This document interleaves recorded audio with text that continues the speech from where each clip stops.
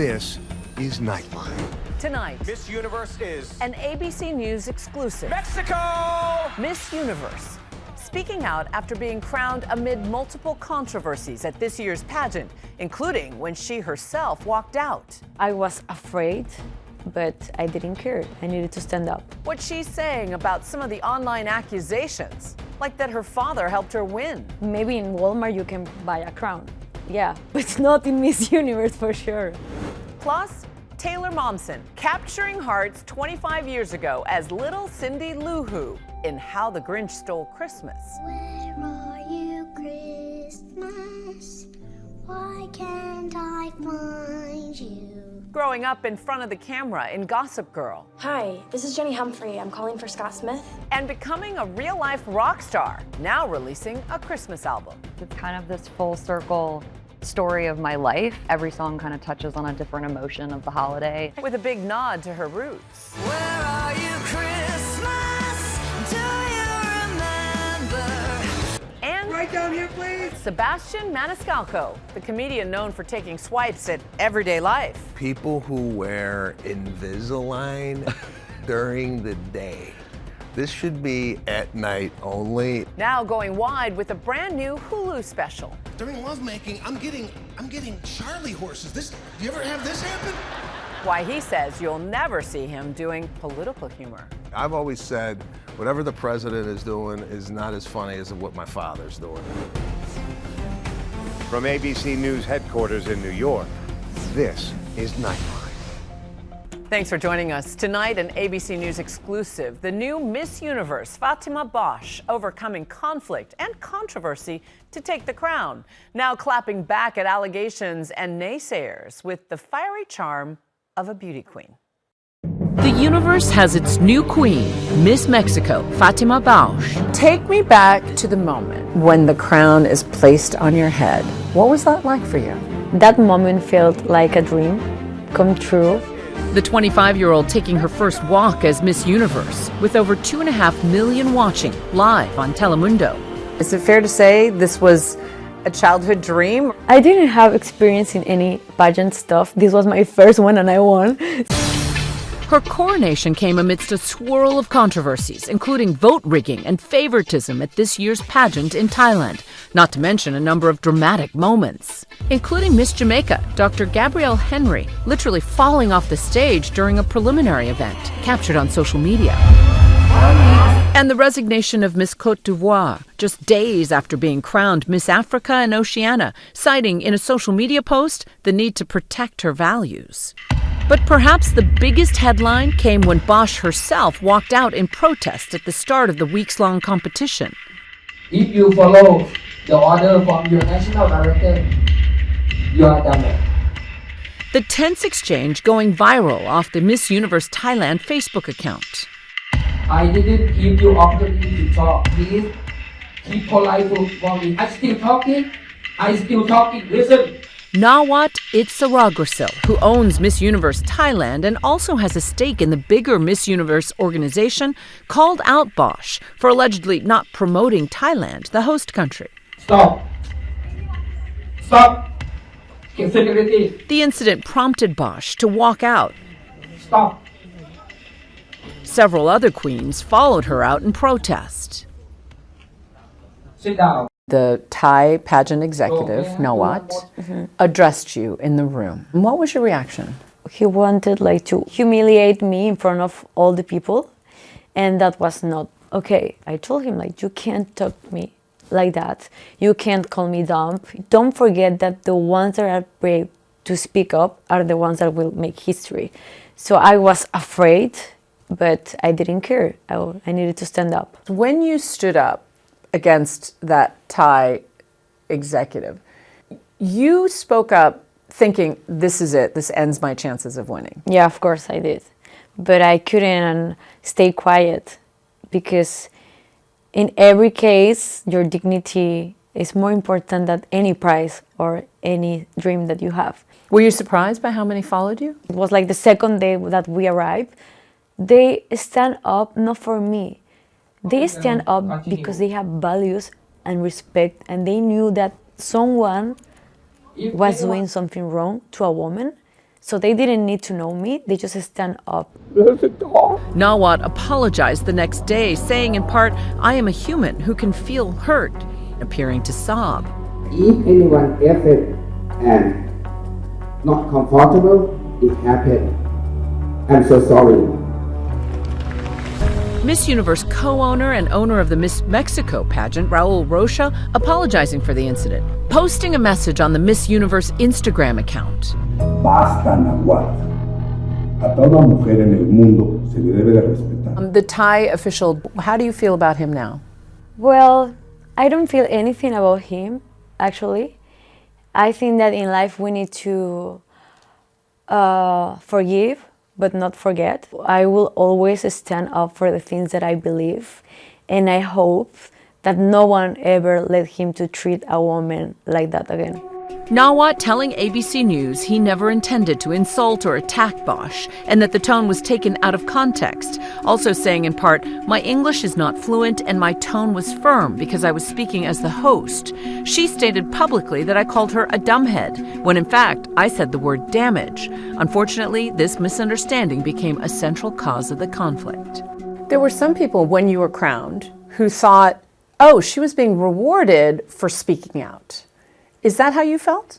No, but I think I make history, so why not? I know that it could be a lot of opinions, but of course no. I make the same effort that all the pageant make, and this is a job. Just days before Bosch was crowned, one of the judges, Omar Harfouche, resigned from the pageant. He alleges in an Instagram post that the competition was fixed, that the 30 finalists were chosen ahead of time. One of the 8 judges stepped down, alleging that there was a secret vote and that there were actual judges that were excluded. He even declared that you should be disqualified. Yeah, I know. What's your response to that? Well, my response to them and to him was that if maybe he wanted like more followers on Instagram, he should like, I don't know, get into a show, a TV show that is more drama and that. What I have to say is like, that's of course that is a lie. And that happened when you don't know the rules of the contest.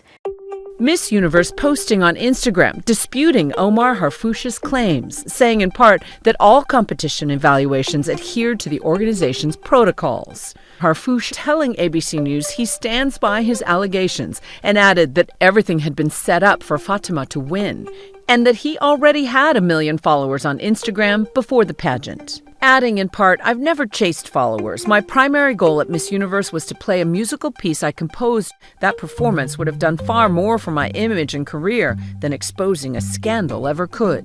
Even after the pageant, the controversies continued, social media exploding with some theories that she won only because her father, an oil executive, shares some business interests with the owner of the pageant, Raul Rocha. Can you explain what your father does, and could he have had an influence on you getting the crown? I think it's really crazy how maybe the world works. They make like this campaign of hate. My father has nothing to do with the organization. My father has nothing to do with that. And it's crazy how you're going to buy a crown. Maybe in Walmart you can buy a crown. Yeah, but not in Miss Universe for sure. Some of the rumors online have to do with this idea that you've thought about stepping away from the crown. Of course not. I will never step away for this crown because I work really, really hard to be here. I'm not here for fame, of modeling, or searching husband. I'm here because God put a purpose on my heart. I have a mission, and I will do it that all the year to serve others and help.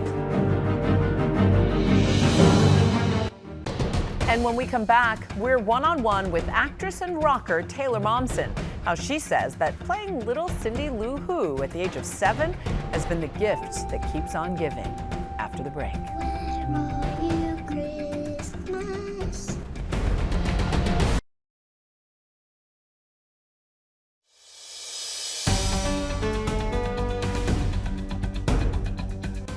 It seems like Taylor Momsen grew up before our very eyes on screen, nailing the iconic Christmas role in How the Grinch Stole Christmas, taking us through her teen years on Gossip Girl, and now serving up Christmas music with a rocker twist. Taylor Momsen, welcome to Nightline. Hello, thank you for having me. And in true rock star spirit, you're here dressed to the nines. This is a very grown-up Christmas album, and yet it was launched with a remake of the very sort of memorable Where Are You Christmas, which you sang in The Grinch. Let's take a look. Where are you, Christmas? Why can't I find you? Why have you gone away?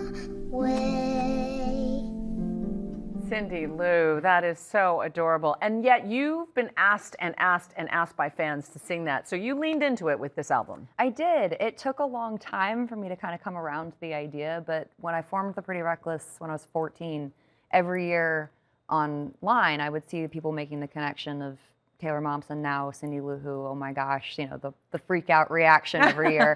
And every year the fans would go do a rock version of Where Are You Christmas? And for 15 years I said, no way.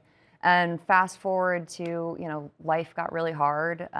We went through a lot of personal traumas and things, and we were in a weird space, and Christmas came around again, and I saw all the requests, and it was more than ever. And we went into the rehearsal space, jammed through it, and I kid you not, by the end of the song, 4 miserable, jaded rock and roll musicians had giant, goofy grins on our faces. Aww. And like, our hearts grew 3 sizes, and we all went, we have to do this. This is something magic just happened. Where are you, Christmas? Do you remember the girl you used to know? You really have been touring for years and years with Pretty Reckless. You were once attacked by a bat on stage? Can someone help me, please? I was bit by a bat in Sevilla, Spain, on tour with AC/DC. During a song called Witches Burn. No way. Yes. It seems completely made up, and if it didn't actually happen to me, I would say that it was a made up story. But you also did Gossip Girl. Yeah. Tell me about what that was like for you to sort of be in this white hot popular show in your teenage years. Yeah, I mean, I was a baby. What about you, Dad? Started the show when I was 12, 13, and so I'd been acting my whole life. I started at 2, and so to jump from your normal film set where it's a job, you go, you do your work, and then suddenly be thrust into this kind of tabloid celebrity side of things was a bit of a shock for me. And yet it was during that time that you met your bandmates. I mean, you don't just sing lead, you write the songs, you play guitar, you do the rock star thing. Yeah, we do the whole thing. There's no one involved in The Pretty Reckless but The Pretty Reckless. Like, we write everything, we produce everything. It's my baby. You touched upon this, but you went through a lot. You lost 2 really close friends. You were going through grief. You even talk about how you ended up in a dark place. A very, very dark place. And, you know, grief is hard. That's, at the end of the day, it's something that you're never prepared for. I luckily kind of, you know, I climbed myself out of that hole I was in. Christmas, strangely being a part of that, revisiting my childhood and bringing it into my future, I think was something that was very healing for me at the end of the day. It allowed me to kind of accept a lot of things in my life by embracing it. There's a lot of full circle moments. You went to the Rock and Roll Hall of Fame induction where you were reunited with your co-star, The Grinch, Jim Carrey. And I had read that you didn't know what he looked like the entire time that you were filming. I didn't. I met him out of makeup for the first time at the premiere, which, how crazy is that? And so what was it like to see him? It was incredible. It was just so warm. Like, it felt like I know you. Like, that's, you know, you never, 25 years has passed, but it was like he felt like coming home or something. Cindy Lou Who, Taylor Momsen, thank you for bringing your whole self into the studio today. Thank you so much for having me. Congratulations on this Christmas album. It's fantastic. Thank you. I listened to many of the cuts. And you too can listen to Taylor Momsen's Pretty Reckless Christmas because it's out now. And when we come back, we're one-on-one with funny man Sebastian Maniscalco. His reaction to that SNL parody of him just ahead of his new Hulu comedy special. We used to love to swim. We would swim.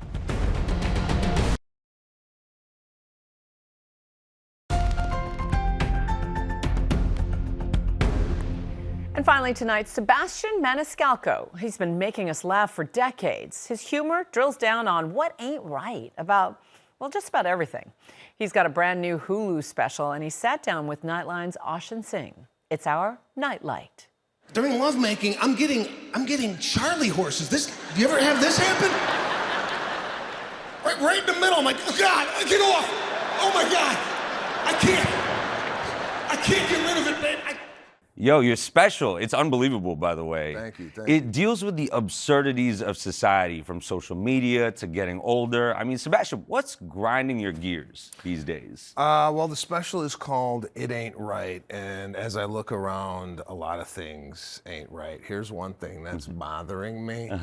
People who wear Invisalign during the day.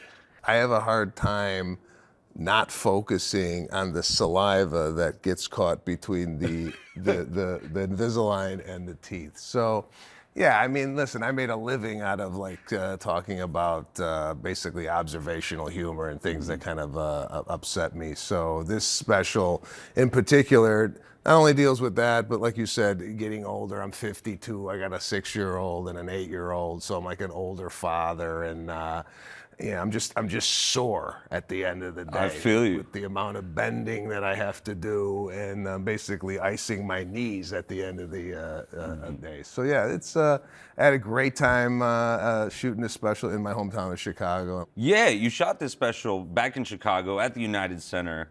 What was it like bringing the special back home? What did that mean to you? Yeah, so it was my second special that I did in Chicago, and performing at home, it's just, I don't know, it's very familiar to me. There's a lot of sarcasm in Chicago. Chicago really kind of molded me as a comedian growing up, making fun of friends and whatnot. Even when I go back to Chicago now, I get ripped to shreds, right? Still? Oh, man, I mean, there's no way I could have a big head with the amount of friends that I have that make fun of me. My wife has driven. She just doesn't know how to drive. Believe me, she thinks she knows. Sebastian, you said before that you made the conscious decision to keep your material away from controversial topics and political issues. Do you think that hot button issues are something that comedians should avoid, or is it just something that's not really your lane? Not my lane. I don't do politics. I feel that everybody's inundated with politics, whether it be on the TV, the phone, the laptop, and when they go out to watch comedy, they want a break, man. I've always said, whatever the president is doing is not as funny as what my father's doing. So I kind of stick to kind of family and observational humor. My passion lies with my family, and that's what I talk about. Totally. Sebastian, I gotta ask you, did you see the viral clip? I think you reposted it actually, from Saturday Night Live of Marcelo Hernandez doing the Sebastian Maniscalco. And this guy, he taught me everything I know. That's right. You know, ever since we were 2 kids at summer camp, back when we would be playing tennis, shooting basketball, we used to love to swim. We were swimming. How'd you react when you first saw it go on Saturday Night Live? Well, he asked me on Thursday to be a part of it, so I couldn't because I was doing a show. Sure. So when I first saw it, I was blown away. I got so many calls like, "You made it! You were on Saturday Night Live," and I'm like, "I've been doing this for 27 years." But it took Saturday Night Live to do a spoof on me for people to say that I made it. So I thought it was really, really great, and the exaggerated movements and whatnot. It was funny. I really enjoyed it. How'd you think he did? I feel like he clocked I thought he you, did man. great, man. I mean, I think he did better than I did. I mean, this guy was doing jumps and splits and stuff that I wish I could do. Yeah, man, I really enjoyed it. Hopefully, I'll get a chance. I never even hosted the show. So You've never even hosted. Yeah, I can't so I'm believe making that. a plea here. Please have me on the show, and I would love to do a skit with Marcelo. Sebastian Maniscalco, thank you so much you. for joining us, man. Appreciate you. Thank you. Our thanks to Oshin. That's Nightline for tonight. You can watch all of our full episodes on Disney Plus and Hulu. We'll see you right back here same time tomorrow. Thanks for staying up with us. Good night, America.